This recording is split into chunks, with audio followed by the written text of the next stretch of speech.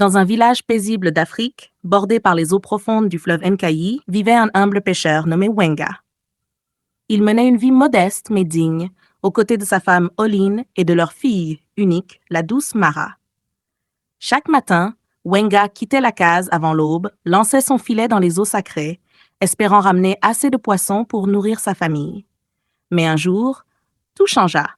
Ce matin-là, en relevant son filet, Wenga sentit une résistance étrange, presque vivante. Il tira de toutes ses forces et ce qu'il vit le glaça. Une sirène, magnifique, à la peau argentée et aux yeux d'un bleu d'orage, prisonnière de ses mailles. « Épargne ma vie, homme de la terre, dit-elle d'une voix douce comme le vent. En échange, je t'offrirai tout ce que tu désires. » Wenga, méfiant, répondit « Je ne veux rien de toi, esprit de la rive. » Mais la sirène insista, les larmes perlant sur ses joues aquatiques. Touché malgré lui, Wenga finit par la libérer. Avant de plonger, elle lui remit un petit collier orné d'un perlé sacré. « Lorsque tu auras besoin de moi, reviens ici et dis « Dama, Dama, me voici te chercher.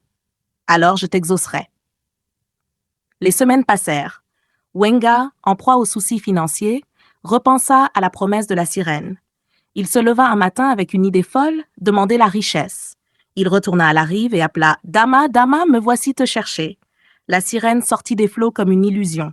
« Es-tu prêt à faire ton vœu, Wenga ?»« Oui, esprit de l'eau. Donne-moi une richesse sans fin. » Elle le fixa intensément. « Reviens ici dans 3 nuits, je t'apporterai ce que tu désires. » 3 jours plus tard, au coucher du soleil, Wenga revint. La sirène émergea des eaux, tenant une bague ancienne. « Prends cette bague. Chaque soir, elle se transformera en un anaconda sacré. Il vomira de l'argent. Mais une règle, enferme-le dans une chambre.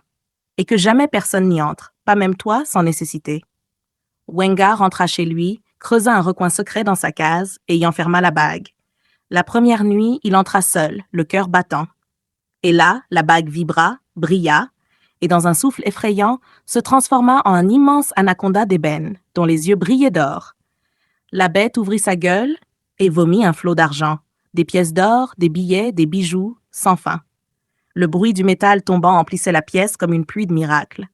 Wenga était figé, émerveillé, terrifié, fasciné.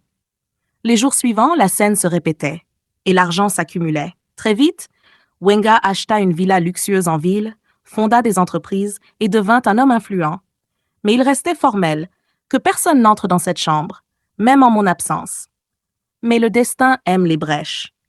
Un jour, alors que Wenga partit en voyage d'affaires, il oublia de refermer la porte de la chambre secrète.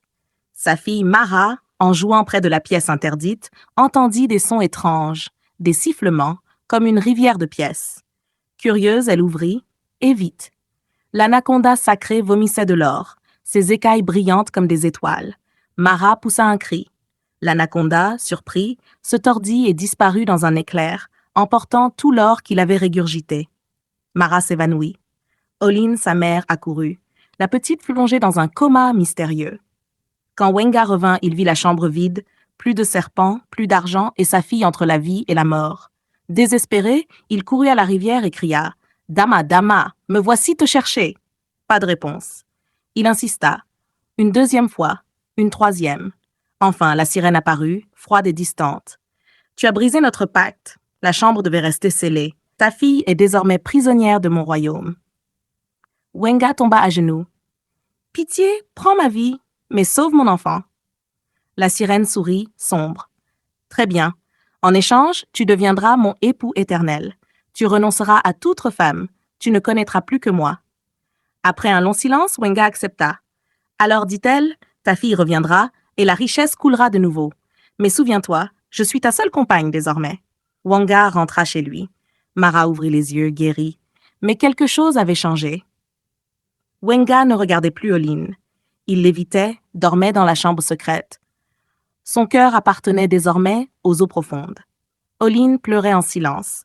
Et Mara, trop jeune pour comprendre, vivait entre 2 mondes, celui de l'amour perdu et celui d'un pacte éternel.